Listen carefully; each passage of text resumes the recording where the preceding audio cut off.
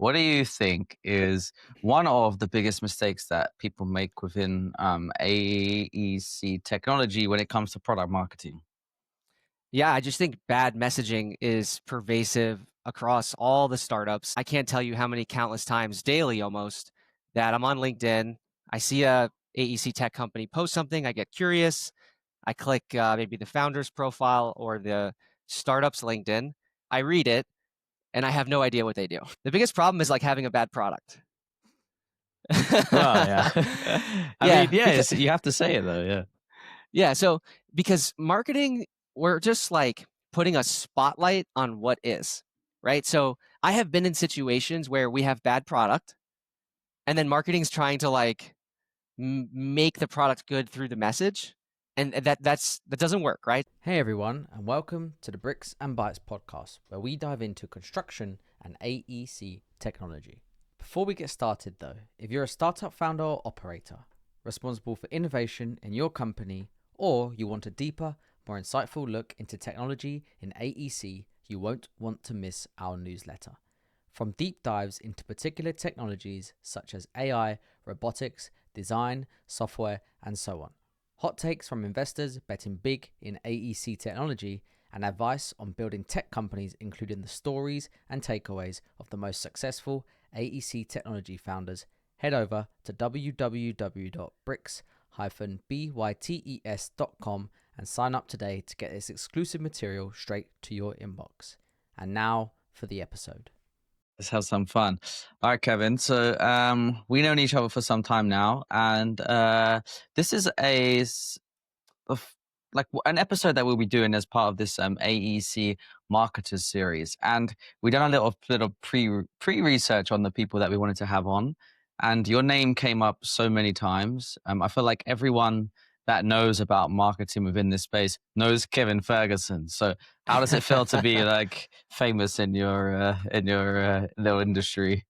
Well, hey, I don't think I'm famous at all, but it's fantastic to like be involved in such a great community that I care deeply about. And likewise, I'm a super fan of what you're doing and everything at Bricks and Bytes and all the content you're creating. It's been huge for our industry. Thank you, sir. So, all right, let's hit it. What would you say? So, your specialism is product marketing, right? We'll get into your background a little bit after this, but I just wanted to open this up and say, what do you think is one of the biggest mistakes that people make within AEC technology when it comes to product marketing? Yeah, I just think bad messaging is pervasive across all the startups. I think we have somewhere in the like 2 to 5,000 target customers in the AEC tech space. And you and I have talked about this before, but I mean, as someone in the industry, we should be able to understand what their story is pretty quickly, like more than maybe someone that's not in the industry. And in spite of having that background, you know, I can't tell you how many countless times daily almost that I'm on LinkedIn.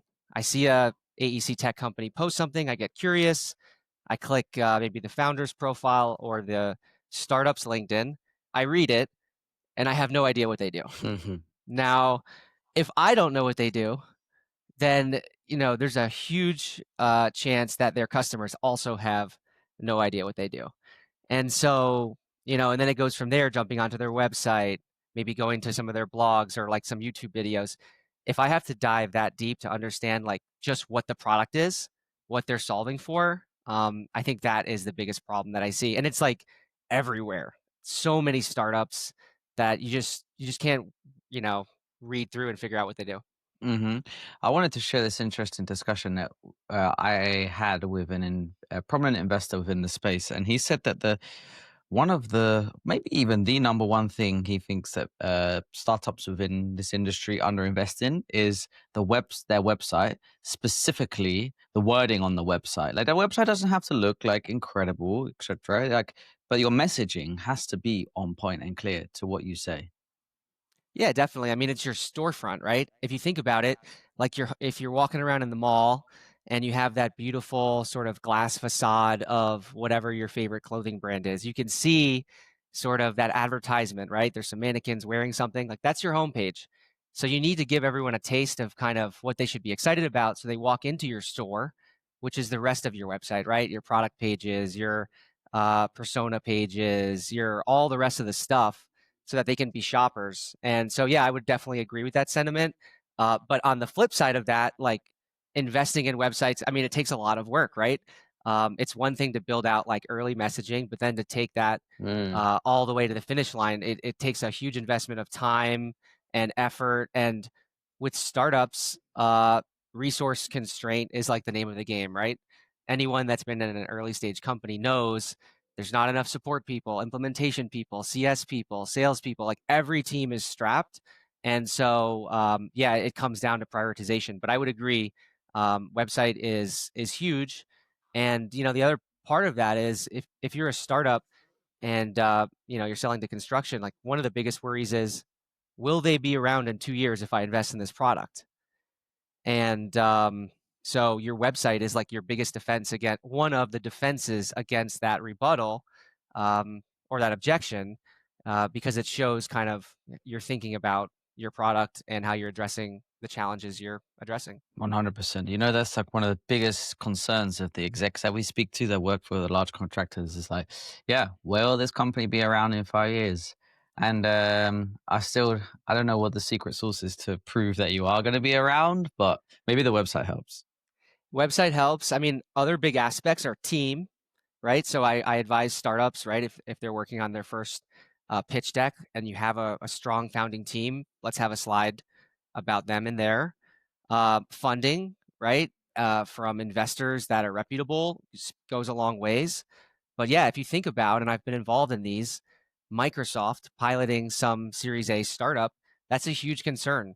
If they're trying to standardize their processes and adopt new tech, yeah, will that startup be around? Which is why they do pilots and sort of chunk up the risk, if you will, and put it into these manageable buckets, because inevitably a lot of these startups will fail. 100. Okay. So we're going to dive a little bit into product marketing, obviously, today, talking a little bit about the strategy, how you position yourself and your messages, some go-to-market and product launches, and then perhaps how you measure some of your efforts within this space. But first off, Kevin, I guess people don't really need too much of an introduction, but could you tell us, like, what do you currently do? How did you get there? Yeah, absolutely. So I run ACO Product Marketing. It's a product marketing consultancy just for AEC technology companies. I sort of started this company by accident.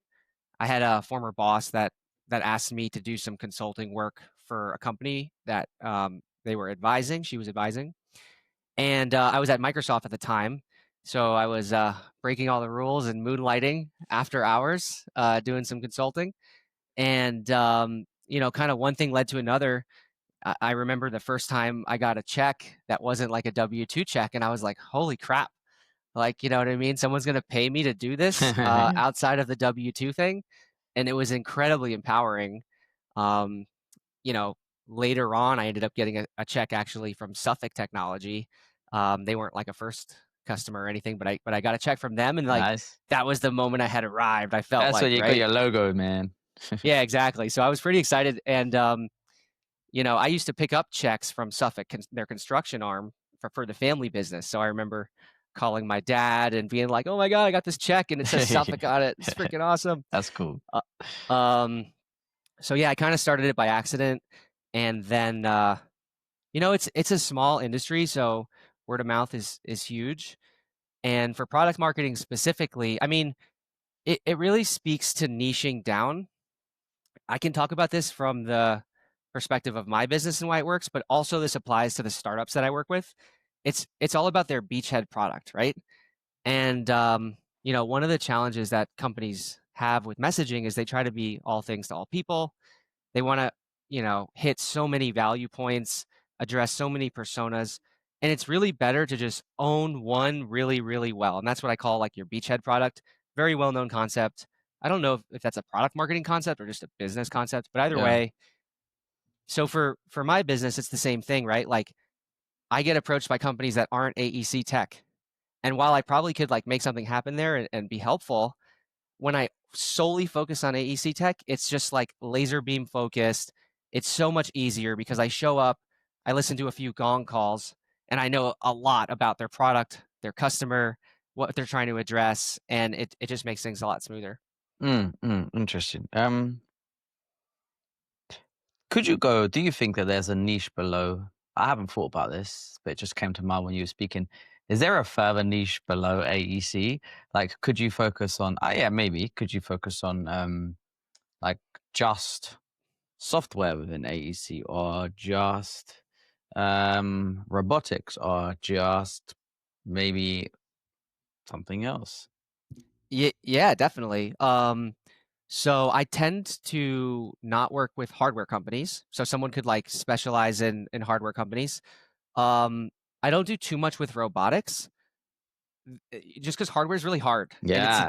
it's a different deal, right? Oh, yeah. So, startups doing like hardware products, any kind of robotics products, they need like $50 million out the gate to like it's a way different beast. I have some friends that are in that space, and it's cool. Um, there's one company that does like exterior painting of warehouses, and they basically put like a painting arm on some machinery, and they can paint the outside of walls. Like there are cool use cases, but it's kind of like I think robotics and AI have some parallels in terms of adoption and like hype versus real world application. But to answer your question, yeah, you can niche down as much as you want. You could be like, I only do architecture, right? That's a huge space. You can only do operations. Like once you turn over the asset and you get into like managing systems and maintenance and things like that. So yeah, you can niche down as much as you want. Um, I tend to find that like architecture, engineering, construction, operations, software companies, startups is kind of the space to be. And pretty much from like seed to Series C, I would say is like the sweet spot. Once you get into like Series C, even like maybe even B mostly, you start hiring full marketing teams, and so that fractional role is less relevant. And I should actually call out like why that fractional role is relevant. It's like an interim between, you need the support, but you don't want to spend $1 million a year on demand gen, right? Because the spend for the marketing team, it's not the salary that's the problem. It's the program spend. So if you go hire a big marketing team, and you have 800,000 in salary, you're going to have a multiple of that in program spend. And By startups program, like do you mean like everything associated with the marketing campaign? So like exactly, yeah, ads, collateral, etc. yep. Yeah. Okay. And so and so product marketing is the best starting point because until you know your story, you can't go to an event and tell it. You can't write a blog post and share it. So product marketing is the starting point, the most important sort of foundational role that you need. And in the fractional capacity, it's just a great interim leading up to where, you build that full team. And, for a lot of startups, it's things like that sales deck, that RFP answer, that first LinkedIn about, commentary, um, you know, uh, sales collateral, all just like the early messaging. Because in the beginning, it's really like, most of AEC B2B sales is sales led growth, right? A salesperson calls someone, gets on the phone with them, and then so you need that marketing arm to like support that process. And so that's a lot of what I do. Yeah, I was going to say actually one of my questions I got here was about how early on someone should hire a product marketing manager. But I guess just to answer that and recap what you say there is full time probably doesn't make sense early, but fractional role like someone like you does.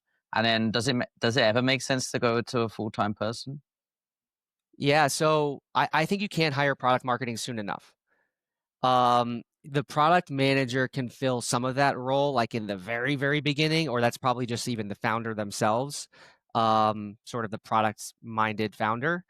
But, getting your story right, if you have one customer and you're trying to get to two, um, and you don't know how to tell customer number two what you do, you need product marketing to come in and kind of help you out.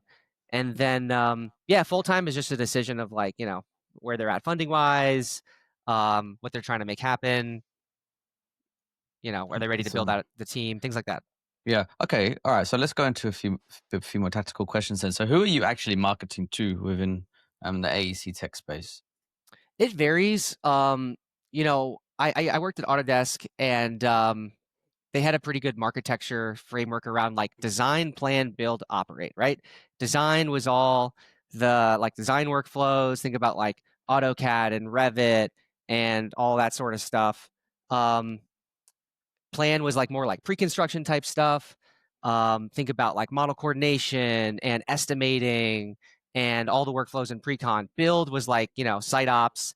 Think about like, you're starting to get into like workforce planning and RFIs and all the stuff happening like on the job site. And then operate is like turnover of the asset. The ICPs that break up into those like 4 buckets, depending on who I'm working with, they're going to fall generally in like one of those categories. So if I'm working with a customer doing estimating workflows, like they have an estimating product, obviously you're talking about the pre-construction team, the estimating department. If you're talking about workforce planning, you're thinking about like operations teams, maybe a little bit of pre-con. If you're thinking about model coordination, it's like the BIM department. So it depends on basically the customer, but they kind of bucket into those 4: design, plan, build, operate, which is like the full life cycle of the built asset. Yeah. How do you? So within that, I'm guessing you are like. So there's many people involved within a sales process, specifically within construction. So who are you like within that? How do you pick the persona to market? Like, who are you? What language are you trying to speak? Like, how do you decide on? Okay, we're going to pick this person. Is it a person? Is it more general? Like, how does that work?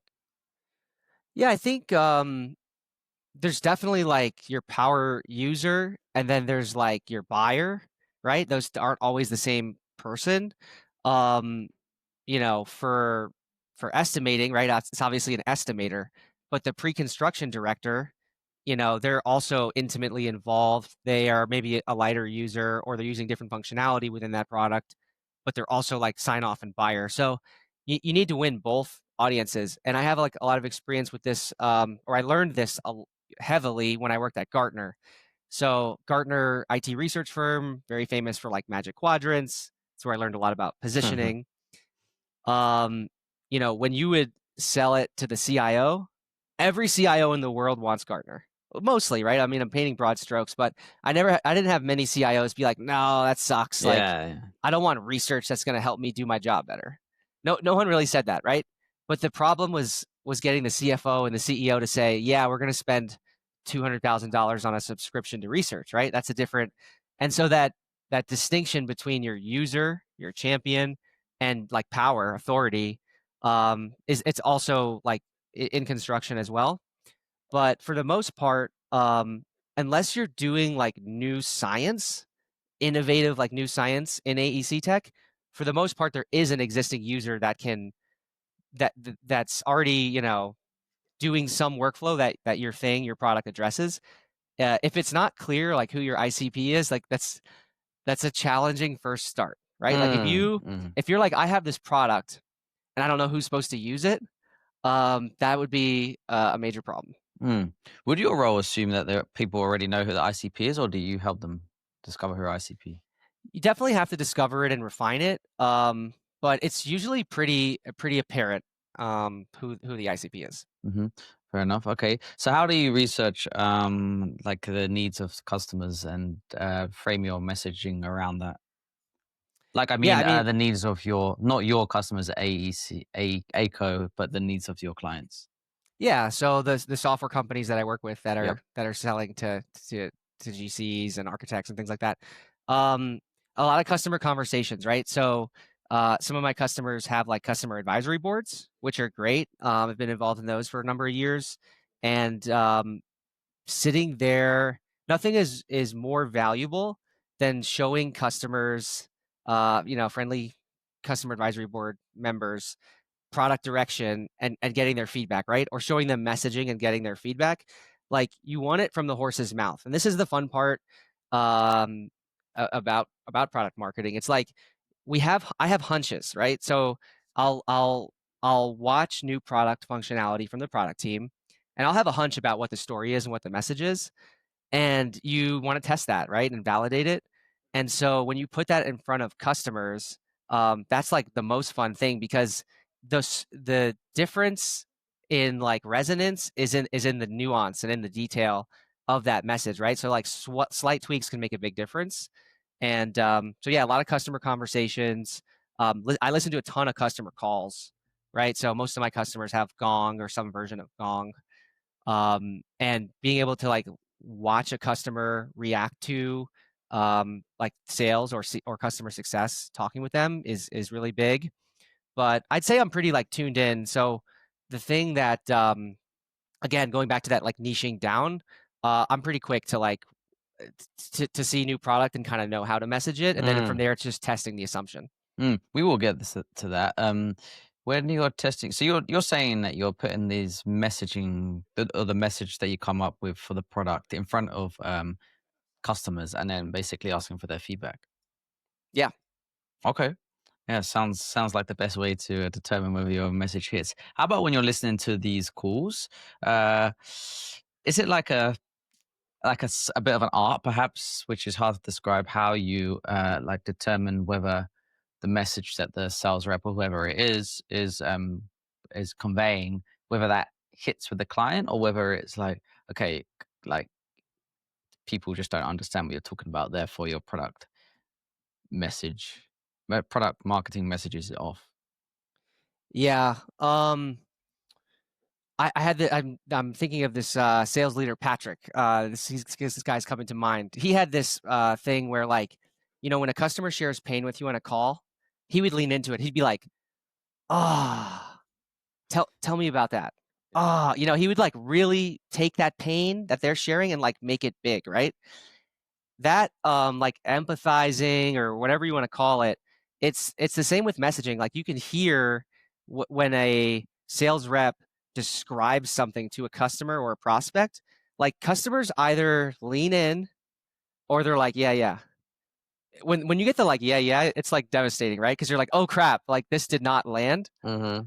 But when they lean in, and there's all the social cues you pick up on, the questions they ask, their intonation, all of that.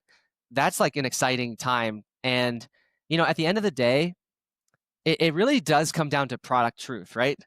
And so, kind of a funny, you asked earlier about like, what are the biggest problems with marketing and AEC tech, something like that.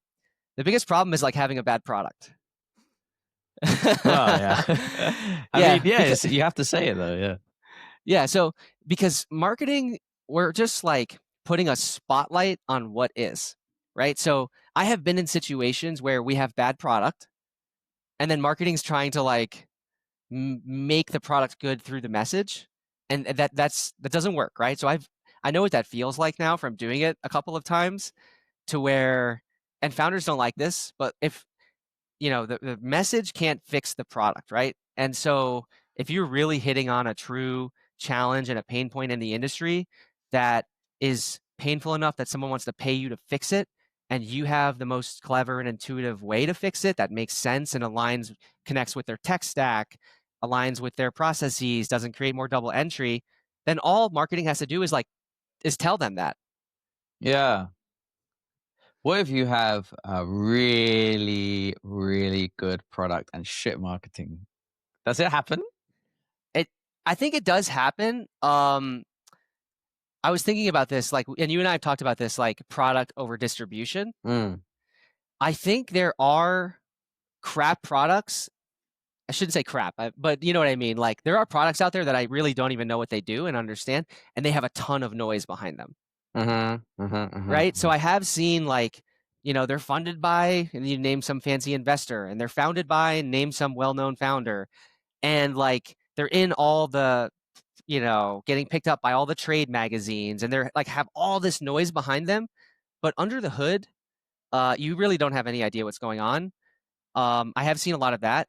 And conversely, I've seen plenty of companies that don't have all that noise, but they're like hammering on a great problem. They're building like a strong, loyal base of customers that believe in them. And they're like organically just slowly ticking away and growing Yeah. up. I'd much rather be in that boat than like the kind of startup that, because it's product truth, right? Like, what are you building? What are you solving for? are you hype or are you reality? And like, there's a lot of Gartner has a hype cycle that tracks like all the technologies and figure out, are we in the peak of inflated expectations? I worry about that with some of the AI stuff. I think like Hmm. 5-7 years ago, .ai was like, if you had .ai, you were like raising money, in your Yeah. URL. So obviously there's new science and it's like incredible sort of leaps and bounds that have happened because of like OpenAI and like all this, like what they've kind of lit a spark under. But the real world applications, it's hard for customers, I know, to discern between hype and reality. And in fact, there was a CIO of a well-known like ENR top 10 company who was making a vendor decision for one of my customers, and like they were like, "What's the AI strategy?" Now AI like had nothing to do with the product, and in fact, like this specific customer, this GC, it was like, "Hey, you don't even have a data foundation. Like maybe your data should be in the cloud before you're like worried about AI." Mm-hmm. But that hype Mm-hmm. around like we have to have an AI strategy. How is this customer vendor, incorporating AI? Like took root, right? And now it was part of the discussion. But really, if you don't even have your data in the cloud, you're gonna have trouble like Yeah. doing AI. Infrastructure is a problem. I think to your point, if you have like a great product and bad marketing, you're going to grow probably organically, but you're going to hit a ceiling, right? Because people are not going to find out about you quick enough for you to scale at any considerate amount. If you have really great marketing and a bad product, you'll probably grow quite quickly to start with, and maybe capture more investment, etc., which would help you develop a better product. But you're gonna hit a ceiling when people find out that your product is trash. But the best companies, very good product, very good marketing, then you hit like critical mass and scale at that point. 100%. And if you don't have that like first to market, that accelerated marketing, then you risk competitors coming in. Um, and then it goes to like how big is your moat around like the product itself, and like are you years ahead? But you're right. Like if you can do both, that's the holy grail. Yeah. Okay. How do you do you use a framework? How do you develop product positioning in AEC? Yeah. So I've used a lot of different frameworks. There's a ton of different like product messaging sort of outlines, if you will. My experience has been the really lengthy, like in-depth messaging frameworks nobody uses, right?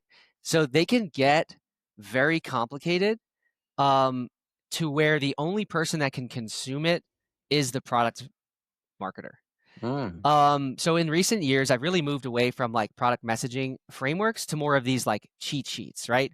And I actually learned this from a PR firm that I hired a few years ago at a company, and they needed a vehicle for their PR folks who were doing outreach to publications to like know what the points were to hit on.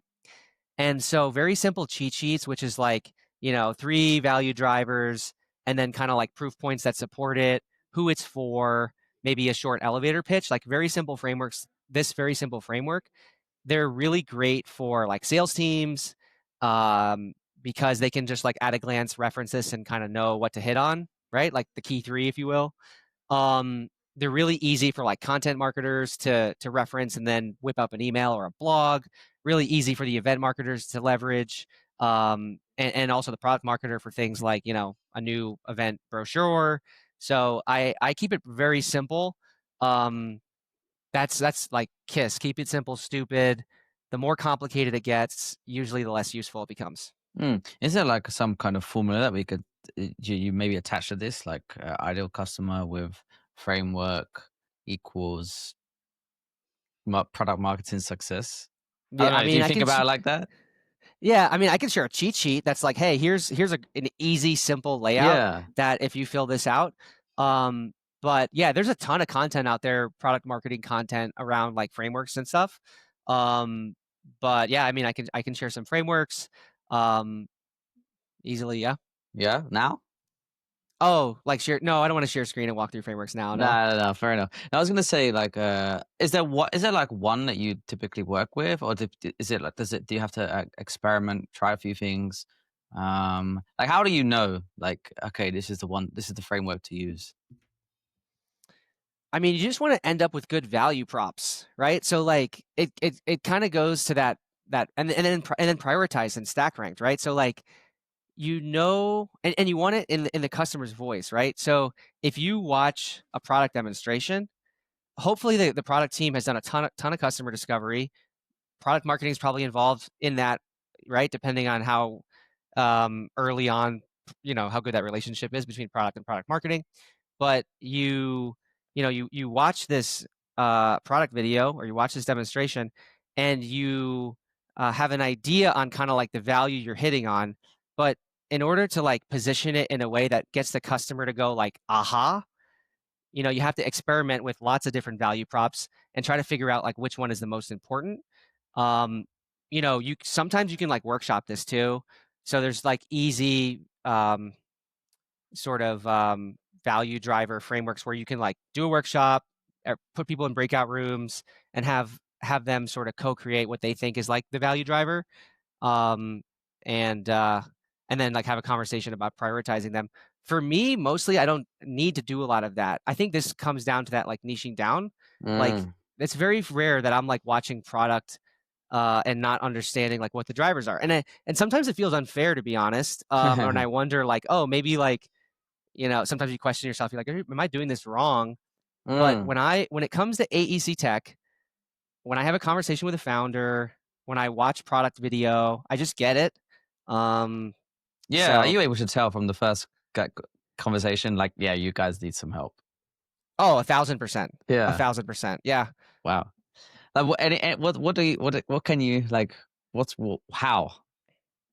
I mean, there's so many different signals. Like one is like everyone's really in love with like outcome-based messaging. Like, and they'll lead with it. So it's like, XYZ company allows you to finish your project 10% faster. Something like that, right? And so like all over their website, all over their collateral, it's like we help you finish your project 10% faster. And so like without any trust built for a customer to say like, yeah, I think that's possible. Like, where's the how? A lot of companies these days like skip features and skip the how. There was a huge move in product marketing like over the last years, and I think we've like pendulum swinged back in the other direction. But the how you accomplish some result is like very important, especially for someone that like thinks you're full of shit, right? Because Mm. if you the GCs for the most part, like if you think about our audience, they like off the bat kind of don't believe you, right? Because there's been so many false promises and like solutions that just didn't work, weren't adopted. It's just too difficult, right? There's so much tech out there. And so yeah, when I look at a company that's like making these wild promises, but I can't back that up. Like I need to like read their website, and one thing has to lead to the other, right? There's almost like forget the word for it, but like an order of benefit. Like there's this cascade, right? So yeah. Hey listeners, I want to take a quick break to remind you about the Bricks and Bytes newsletter.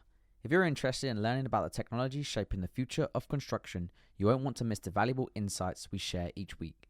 To get this exclusive content delivered straight to your inbox, head over to www.bricks-bytes.com and sign up today.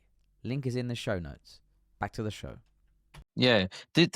So when you say people, how messaging? So in the example that you used, maybe you have a different example, but like if people are claiming to be able to save or do a project 10% faster or whatever, then they need to add something onto the end of that, right? To say by I don't know, making your stuff much quicker, or whatever it Yeah. might be. Well, the thing is like the 10% isn't the lead, I don't think. But yeah, it's like, I can actually walk you through an example, right? So Go like for it. if we think about like order of benefits, right? So let's take reality capture, right? So reality capture, think about companies like Open Space. You said you had Kevin Halter on, Onsite IQ, XYZ Reality, Build Dots. There's a million like reality capture companies, right? And Mm-hmm. there's a spectrum there. So some are using like 360 photos, some are using like LiDAR scanners, right? Mobile LiDAR scanners, or even like total stations, like in place LiDAR scanners. So there's a whole spectrum there of fidelity. But if you think about like the order of benefits, let's take 360 camera, right? So the first order of benefit is like you have a digital capture of your project, right? So that's pretty cool. Like, you know, you don't have to go to the physical location and you can view footage of your project, right? Yeah, it sounds So cool, but it's not like wow. Like, I wouldn't be like, yeah, now I need to use this. yeah, but the benefit there, like, hey, you can do a walkthrough without physically having to go to the job site. It's very easy to understand, right? Because the order of benefit is like, we have a capture, I can view the capture without going to the job. The next order of benefit, you can go in a lot of directions, but maybe it's something like, um, you know, I can approve pay apps, or it could be something like I could do progress tracking, right? So like, okay, cool. Now that I have this 360 capture, I can do the walkthrough and I can come up with progress figures, right? The next order of benefit is like, okay, based on those progress figures, I can approve pay apps. And the next order of benefit is like, I can de-risk the project because I'm less levered, right? Like I'm only paying for work that's installed. So if you think about that, like cascade order of benefits, some companies will be like reality capture, de-risk your project by being less levered. So that's an easy example, but like That's good. by missing the whole middle ground, no customer is going to read that and be like, "Yep, I trust you. Let's go for it." Got Right? you. So what you're saying is most people get stuck at the first point and don't go through that cascade of like points 2, 3, and then ultimately 4. Yeah, you need to prove it, right? You need to walk a customer through how it's going to happen. And like, you know, you started off this question by asking like how I know when I meet a founder like they need help. If I look at their website, like there's this whole concept of vaporware. If I look at their website and it's just like obfuscated sort of Yeah. you know, rendered UI that you don't even know if it's real product, you know, if you're Autodesk, you can kind of get away with that because like you have brand, right? But if you're like a pre-seed company and your website is not showing any product, and so going back to the point of like marketing's job is to shine a light on product truth on the website, like get some, you know, you need some walkthrough of like what the product does, and I think that's a bigger point is like when it comes to messaging, the fancy doesn't work. You don't need to get that fancy. Just describe what the product does and what that's going to do for me. Very good. How quickly do you need to serve that message? As Like fast as possible. in the shortest amount of words? Oh, I mean, I'm definitely one for like less fluff. I have some friends that I'll joke with about these like word salads, right? So like, do you ever read like a release message, like, you know, and you read it and it's just a jumbled mess All the time, yeah. all the time, right? Yeah. Like that's bad product marketing, that's bad content marketing. You know, I think people try to everyone wants to be like clever. And I think in this industry, like clever's great, right? If you've already figured out the baseline of like what you need to say, and now you can inject personality and some cleverness, like that's a beautiful escalation, right? It's a beautiful maturation. But like to start, uh, the word salad is not going to be helpful, and you're going to lose people too. If someone's like, "What the hell is going on here? What are they even saying?" Right? You know, we're all getting so many emails every day as it is, so. Yeah. What do you think is the best medium for delivering your message? Written Ooh, that's a versus great video question. versus podcasts? Yeah. No, that's a great question. And people, we have conversations about this all the time, right? New startups that I work with always want to know like kind of where their bets should be. And that's something that I try to help them do, right? Is avoid like the pitfalls of just like wasting money. You know, this is a very relationships driven industry. You know this, right? Like been in the business for a long time, for you know, a decade or more. And so you know, like it's relationships driven, it's trust driven. I didn't talk about like my background too much from the family business, but like my dad's construction company has been around 40 years. He's got a commercial casework and millwork business in South Florida, one of the larger ones. And like in 40 years of business, it's all about repeat work, right? It's all about those relationships, that trust. Because you know, if you wait on everything to be like, think about change orders, right? If you waited for like every approved change order, nothing would get done. So there's trust that inherently happens. Subcontractors are financing projects in a lot of ways, right? So when you talk about selling to people like that, right, you have to like empathize with how they approach their world, right? Their what their worldview is. It's you need to be relationship driven and trust driven. And so the founders that move the fastest are the ones that have a lot of those relationships already in the industry. They have trust. They probably were a project manager or superintendent, or maybe if it's on the architecture side, they were an architect. So, and then the salespeople they hire, they take them from other construction tech companies where they already have relationships and they can call their Rolodex. So sales-led growth is like the primary vehicle that I see for most of the customers I work with. But as far as like marketing and getting your message out, there's so many mediums. Events are great because of that relationship type deal. So being able to shake someone's hand, I think in our industry is big. Now there are so many events though that you have to be very careful, right? You have to be like super, because every event costs what, 10 grand, 20 grand, 30 grand more when you factor in travel and hotels and food and all that. So, but because of how impactful events are in our space, a lot of entrepreneurs have like spun up all these events. You can get an event for anything. Super niche. Yeah. Oh yeah. So you have to be specific about which ones you go to. But events are great. And then like for the startups I work with that don't quite have like fully, they don't have a 25-person marketing team. You start with owned and operated channels, right? So what is free? Blogging's free, posting on social is free, putting videos up is free.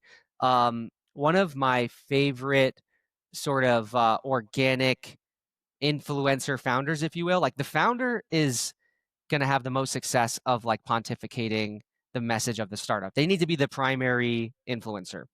And this, right? Like Owen's LinkedIn probably does better than like Bricks Bytes LinkedIn, like the company page, which that's how LinkedIn works, right? It's more about like the personal voice versus the company voice. Yep. So the founder needs to drive that. And so Clifton at TestFit, like one of the major advantages he has is that his product is like beautiful, right? Or like it's very visual. If you think about like conceptual design, right? You're playing with things and you're physically seeing stuff happen on the screen. And he plays into that by like posting tons of content of the actual By the way, product. I heard that's a very successful channel and strategy for them. Those videos that they post. Oh yeah, no, I bet, because he gets so much so many eyeballs on those, and because they're like visually stimulating, right? So and they come from him as well as a CEO, right? It's like right. So I think that's like all the free channels that you can capitalize on is where you want to start. Then you start to layer on other things like events, and then DG starts doing their deal and running webinars and all that sort of stuff. So I don't get the message right, and then pour the kerosene on it and say it and tell it as much as you can and put it out there in the world. Quick one on this one. How do you break down complexity? I see so many like websites and stuff where I'm like, like what you've got is obviously very technically good, but it obviously does not speak to your target customer. So how do you break down? Sometimes is it even worth mentioning the complexity? Like, do you just keep it as stupidly simple as possible? You said keep it simple, stupid earlier. So complexity, do you mean like they have a very technical product and... Yeah, like a very dense product which does multiple things for different stages within a project. And they just need to try and focus on perhaps one key benefit that they're delivering to their customers. Like I was speaking to someone yesterday and they were just babbling on about everything that their product had. And I was like, great, but yeah. Yeah, so and in this example, right, are we assuming they have like fantastic product market fit or not? Probably well, either not. way, yeah. So I think it goes back to that like beachhead product, right? So one of the biggest problems, so thinking about product market fit, right? Let's say you have 10 customers and you have 8 different reasons why they've purchased. That's not product market fit. The VCs don't, a lot of times this gets lost. I think it's gotten better, right? So now there's like a lot of AEC specific VCs that know the industry, but thinking back like 5 years ago and before, like VCs, everyone would be like, it's a $13 trillion industry, right? All these trillions. We're attacking a $2 trillion problem. Yep. And it's like your punch list product is not like going to take advantage of the $13 trillion. That's not your that's not Yeah. how big your market is. So so as far as like too much product surface, if you have a tremendous product surface, but let's say your company's like very established and you have product market fit and all of that product surface delivers value, well then you have like a very hard product marketing challenge of like helping a customer navigate through that story Mm. and surfacing the relevant parts of that story at the right time. But for startups like Series A, Series B, if you have that big of a product surface, like maybe you have like your strategy is not that focused. Good point. And then thinking about like, okay, I have 10 customers or I have 100 customers. Are 80% of them buying for the same reason? That's like the beachhead that you want to focus on. And then you can go to like, the adjacent products areas that address even different personas or different parts of the construction company. Yeah, very succinct. Okay, cool. How about when your product develops then? How does your messaging develop as product develops? Because you're launching a new feature or whatever. Does that mean that you need to overhaul your messaging?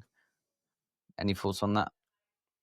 Yeah. So, I mean, there's a distinction between like product marketing and brand marketing. So, the product marketing, yeah, there's a maturation where like, if you're saying the right things and you're consistently having high resonance, then now you're like layering in things like personality and different tone of voice and playing with like those aspects, right? Which is what a more mature startup does.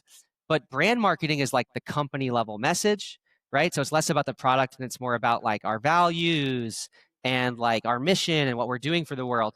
So if you think about companies like, I don't know, Figma or Notion, or, they start with these like really massive companies. They start with like that beachhead, but eventually, like, let's say you read their homepage, it generally has nothing to do with like the workflows that they do anymore. Mm.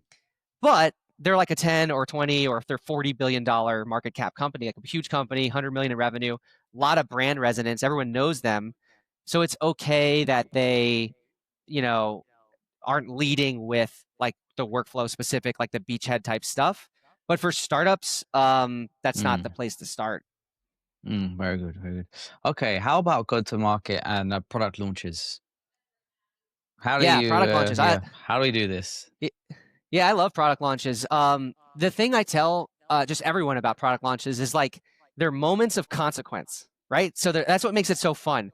Like you have a date and time where this thing is going to go live, and if it doesn't go well, like you're dead, and you're not really dead, but you know what I mean, right? Yeah. It's like As good as. like you, yeah. So so product launches are fun because the stakes are high, and I love like moments of consequence. That's what kind of gets me excited, right? And so yeah, as far as product launches go, you need to organize them, right? So obviously the engineering team wants to just like keep releasing stuff, the product team wants to keep releasing stuff, but if they want marketing support to make it more successful, then you need some cadence there to understand like what is coming when, because there's a whole work back, right? So the product marketer is working with the marketing team, the demand gen folks, to understand like what's coming, what is the story, so that they can send their email campaigns and create the webinars and do all that sort of stuff. You're working with folks on like in product announcements. You're working with the sales engineers so that they understand before the sales team even sees the product kind of what's changing, right? Because they're running demos and they're like, it's like the trainer deal. You're getting with the support team to make the support pages. So product marketing is like the glue, and there's a lot of project management that happens, but like, okay, we have something coming, and this is like that handoff, right? So product has done all the research and gotten to the point of we built this thing. Product marketing has been involved the whole time, understanding what's coming and also like influencing the messaging. And a lot of times, product marketing, like I'll influence roadmap a lot of times with customers because I see it at so many different companies that I can like impact there as well. Mm-hmm. But once we know, like, hey, in 2 months we want to launch this thing, there's a whole work back that product marketing needs to lead, so that essentially, you release the new functionality in the product. That's the product release. And then later that day or the next day, you do your product launch, which is like, the launch of that functionality to the market, to the world, right? So you're telling them about that. That's the difference between the release, which is like the end product, and the launch. The release, you need to empower your customers. The customers need to not be taken off guard about what's coming out. So there's like in-product messaging and emails and things like that.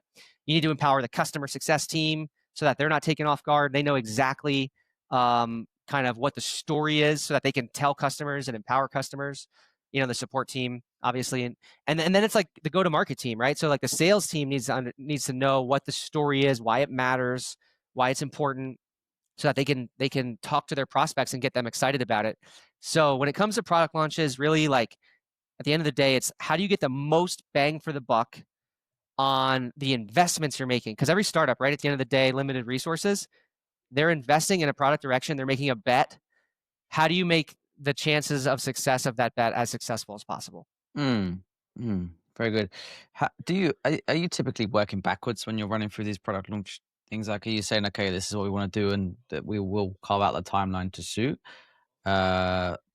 like that launch? And is it like, what typically goes into that grand piece of the launch? Like, is it a event, or is it just, could it be as simple as an email? Is it like a social media campaign? Like, what's effective? What do you see? Yeah. So I could go for days on product launches. There's a lot to talk about. So I mean, first and foremost, you have to tier what is coming out, right? So you have to first off know what's coming out, right? So you need a roadmap, and you need some dates associated with it. And then you need to look at that with the stakeholders in the company that should have a voice on this, right? And understand, like, is this a major launch that's going to drive net new customer acquisition, competitive displacement?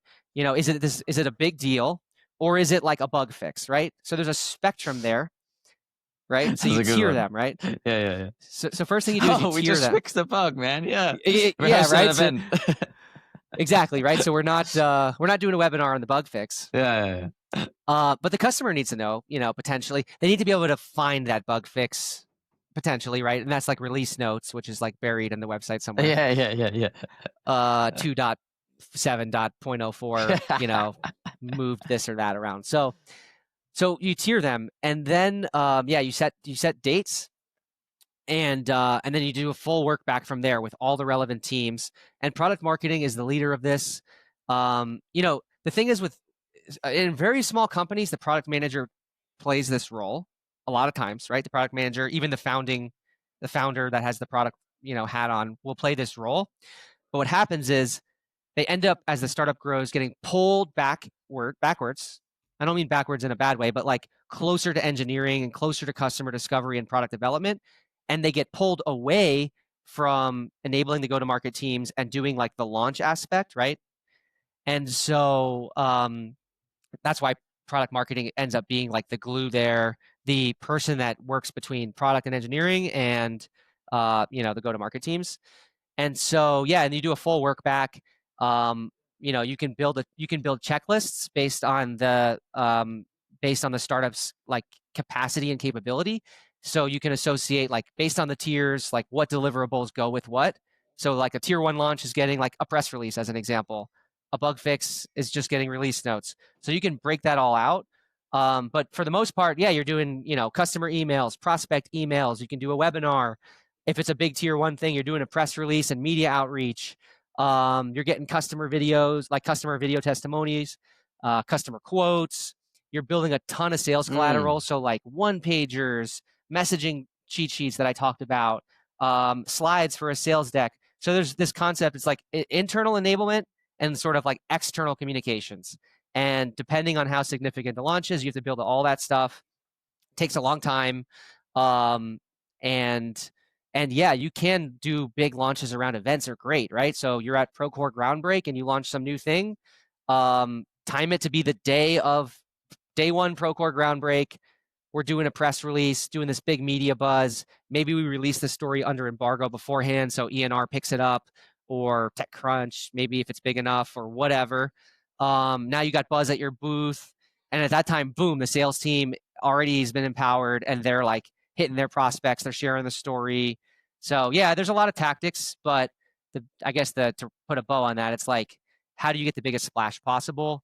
And it takes time and planning and partnership with all the teams. Yeah. How about post launch? What needs to be done?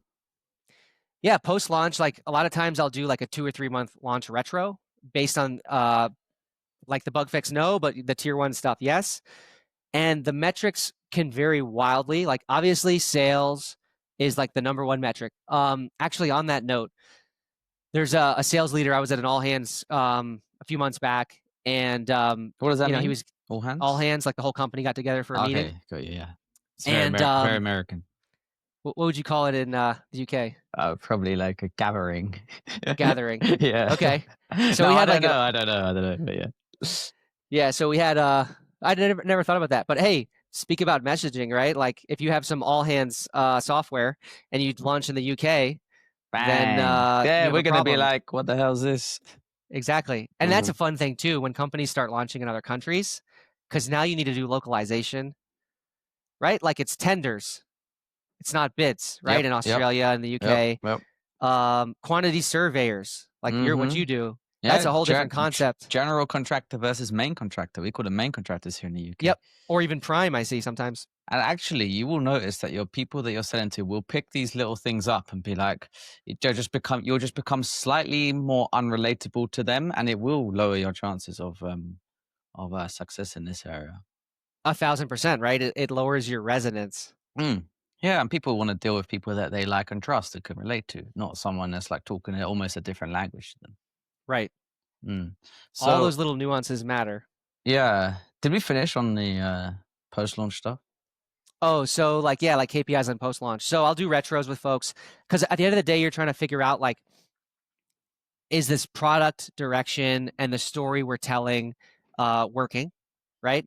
So, I was talking about the sales leader, right, at this gathering, and he put up the sales number for the year, and he said something to the effect of, hey, this is a team number, right? This is our company number. I'm the sales leader, so at the end of the day, I hold the bag, and I'm in trouble if we don't hit it. But it's like our team number, and I've always known that, but like it's been in my head so much over the past few months. Just that like simple statement, because I was listening to like a Ken Griffin. I think he's the founder of Citadel podcast a few days ago. He's like, if we're gonna eat, someone needs to sell, right?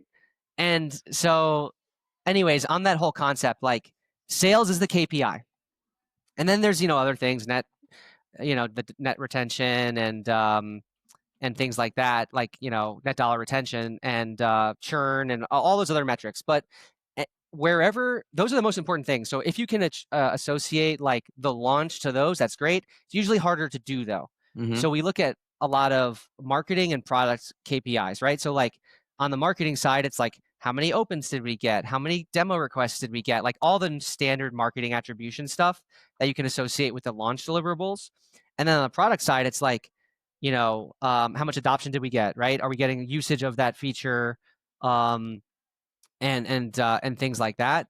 And these days with like AI and Gong and transcripts, you can build dashboards and say like, oh, how many times did they mention that capability in a sales call, in a CS retention call, or like a quarterly business review call? That's a great one. Yeah, people build all kind of dashboards that are fun. The Gong stuff is really cool when you can start to see how many customer conversations are having that launch Mentioning, yeah, the feature. Yeah, I'm going to tease every marketer that we speak to as part of this series, but yeah. I just pulled up the quote to make sure I got it right because I've heard this so many times. It says, half the money I spend on advertising is wasted. The trouble is I don't know which half. Have you heard it before? I hadn't heard that. No, because that's it's funny, always a tricky one to like really get any hard metrics with like awareness campaigns or even product launches to some extent. But I think based on what you say also that there's more creative ways like checking transcripts through Gong and so on and so forth. Does that saying resonate or is it? Well, okay. Attribution is always that's such a touchy topic because to your point, like the awareness stuff, the brand marketing stuff, it's not like clicks and demos and stuff. You can, get more attribution. So, but the brand stuff is, especially as you get bigger, is so important. Definitely harder to justify. Actually, I did a very, very, very cool project at Microsoft. So I was doing product marketing and specifically thought leadership for Microsoft Azure. And the first question I asked was like, all right, this is the most opaque type of marketing. How do we like measure success of this? And I actually worked with a data science team. They had been doing some like pretty cutting edge research, and I was able to tap into like that research and figure out how to apply it to what I was doing. But we figured out, I don't even know if I'm supposed to talk about this, but like the dollar value associated with an uplift in perception. This is really cool. So it was like, okay, what perception attributes, like these 10 factors of perception that we know we're tracking from some existing surveys. It's like, okay, cool. Which of these are the most important? If we were able, so we were already tracking that. And it's like, if we were able to do a 1% uplift in like XYZ perception, what's the dollar value impact of that? And so like there was a full data science team that I got to work with on that. That was super cool. And I actually love doing that kind of stuff. Yeah, because that's the market. stuff like you feel on the face of it, you would just never be able to measure.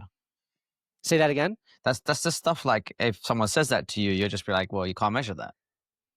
Yeah, and they weren't measuring it, and they were spending like hundreds of millions, Yeah. probably billions of dollars, on some of the brand stuff, and it wasn't measured. And I got just passionate and very interested in that specifically. Like, and that is one of the coolest things is like working with data team. I worked with a data team at Autodesk too, because I'm not the guy to like go into the Tableau or Looker and Excel and like figure out like what process it to figure out the answer, but I'll pose the questions and like partner with you because I want answers to those questions. And so like one of the cool things we did that I did on that topic at Autodesk was we launched Building Connected in Australia. But when we launched it in Australia, the product had been around for like 7 years. So it's like, how do you model the growth in Australia compared to the growth in the US when the product has 7 years of maturity? So that was a whole fun project. But anyways, partnering with data science teams, maybe I should figure out a business around that because that's just a super fun thing to do. Yeah, that would give you insight that no one else really has. Yeah. But would probably increase your premium by some significant amount. Yeah. Okay, one last thing I just wanted to cover would be about having gone from construction related to Microsoft and now back within the AEC's construction space. What did you learn from Microsoft that you have applied or are applying, or maybe even just have never applied? Yeah. Or don't have no attention to? Sure. Oh man, Microsoft, so many learnings. I mean, first off, it's like working for the government. They have 250,000 people. So I remember like the first all hands, the first gathering. Jeez, how do you do that? You're like a little country. Yep. And they had a sign language person doing sign language on the call. Now, one, that's freaking cool. But two, I was like, geez, this company is massive that they have like this level of, so the scale factor is tremendous. And they have like great culture and everything. But, in a year's time, you launch like 2 things because the consequences are very high, right? It's like, all right, the committee, everything's like built by committee. So it's like this person in the distant in the org that has 2% sort of impact by something I want to do. Like I need to get there, like sign off. And then I gotta find them. And then you gotta find them. You gotta like schedule with their assistant or something, depending on their like level and stuff. So it's like working for the government. Incredible company. Like there's a reason why I don't know right now, the markets have been crazy, but I think they're the most valuable company in the world. But yeah, incredible company. But big and slow and massive revenue. And anything from like the more tactical side of product marketing? Tactical side of product marketing. Messaging, I don't think so. Positioning, frameworks. Messaging. No. Oh God. Talk about like design by committee, right? So like messaging frameworks at Microsoft, it's like a lot of people that have to weigh in and get involved, and people are changing like one line. Oh my gosh. So those are very painful. I'm not sure I could deal with that myself. Yeah. Um, so no, nothing like I think nothing that applicable to startups, honestly. Ah, fair enough. No, it's good to know. Okay, all right, Kevin. I think we're pretty much done with this. Anything about product marketing that we didn't cover that you feel is Oh, there's important so to mention? much. There's so much. I don't even know where to go. But no, I mean, this is a start. I'm happy to like talk through anything in the future on it. But it's important, right? Like companies need to tell their customers what they do, and people do a very poor job of that today across the board. And there's so many AEC tech companies now. Like I don't recall there being this many 3 years ago, even. And so with that, there's even that much more noise that these companies need to cut through in order to like get their customers interested in what they're doing. Love it. Kevin, thank you so much. Yeah, absolutely. Thank you, Owen.